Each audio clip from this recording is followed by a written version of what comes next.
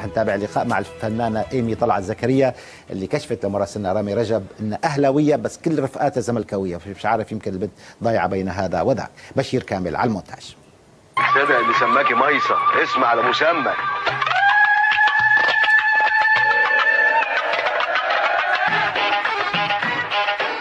اكيد طبعا يا رومي. اولا انا مبسوطه قوي ان انتوا هنا MBC هنا جايه في الجيم عشان خاطر يعني نعمل الانترفيو ده. الصراحه راحه يا عين وانت ما بتعرفش، الصراحه راحه يا سيدي. اكتر حاجه بحبها الايروبكس، يعني بحب اجي الجيم اصلا، يعني بشتغل ماشينز الاول بعد كده بقى الايروبكس بحس كده بريفرش كده، بعمل ريفرش كده في اليوم يعني. ده ايه المرة المنملة دي؟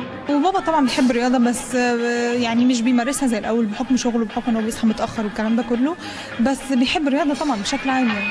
وريني فلوسك وانا هش ناموسك وارقص لك بلدي وانزل لك ابوسك.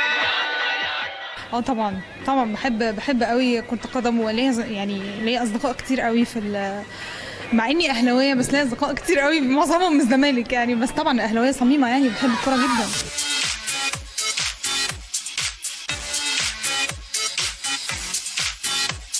الأسرة كلها أهلاوية بقى؟ لا للاسف. في ايه؟ انت بتحبي مين يا بت؟ ما بحبش حد. تعالي هنا. قصدي يعني لما احب. لا انا وعمر اخويا ومامتي اهلاويه بس بابا زملكاوي.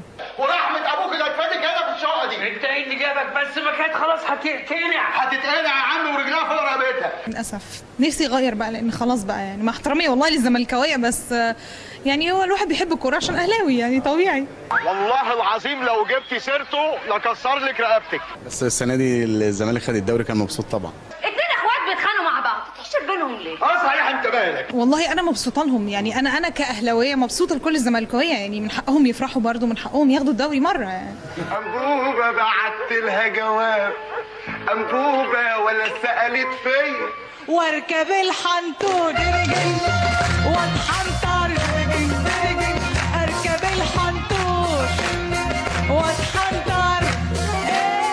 بص هي الاول ما كانش فيه منها ضرر يعني، هو التعصب الاول كان ممكن اتنين يشدوا مع بعض مثلا، هم قاعدين على القهوه هم قاعدين بيتفرجوا على الماتش، بس من بعد الاحداث اللي حصلت بقى والناس اللي ماتت والحاجات الكتير اللي حصلت دي، اكيد بقت بكره التعصب جدا يعني. كده؟ طب تعالي بقى لما طعامك بمناسبه الزفاف السعيده. سمعوني سلام خلي السلاح صاحي، خلي السلاح صاحي.